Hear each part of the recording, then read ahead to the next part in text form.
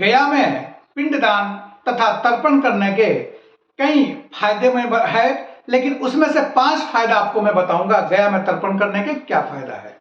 भारत में पिंडदान करने का कई धार्मिक स्थल है, लेकिन पिंडदान किसी भी पवित्र स्थान पर किया जा सकता है, लेकिन गया जी पिंडदान करने का एक विशेष ही महत्व है।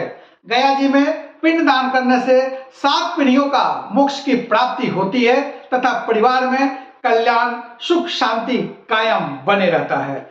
जिस व्यक्ति का पिंडदान गया में किया जाता है उनकी आत्मा का शांति मिलती है।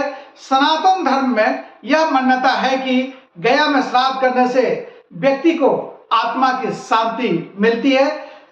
भगवान राम ने भी जो है अपने पिता का यहाँ पर श्राद्ध किए थे।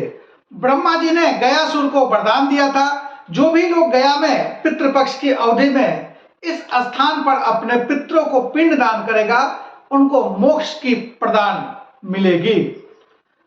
श्री राम जी के बन जाने के बाद दशरथ जी का मृत्यु हुई और सीता जी ने यहाँ दशरथ जी का प्रेत आत्मा को पिंडदान दिया था।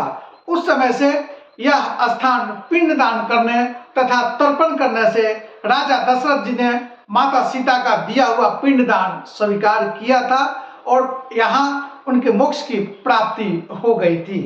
गया में पुत्र को जाने तथा फाल्गु नदी के स्पर्श करने से पितरों का स्वर्गवास होता है और बड़ा ही कल्याण होता है। गया क्षेत्र में तिल के साथ शमी पत्र के प्रमाण पिंड देने से पितरों को अच्छे लोक की प्राप्त होता है। यहाँ पर गया में पिंडदान करने से ब्रह्म हत्या शूरापान इत्यादि घोर पाप से मुक्त हो जाते हैं। गया में पिंडदान करने से कोटि तीर्थ तथा अश्वमेध यज्ञ का फल की प्राप्ति भी मिलता है। यहाँ पर श्राद्ध करने वाले को कोई इस काल में पिंडदान कर जो है वहां ब्राह्मणों को भोजन कराकर पितरों को तृप्ति मिलती है, परिवार में सुख समृद्धि की वृद्धि होती है। गया में पिंडदान करने से मुंडन कराने से वैकुंठ जाते हैं, साथ ही काम क्रोध मोक्ष की प्राप्ति भी होती है। बहुत बड़ा धार्मिक स्थल है पितरों के लिए।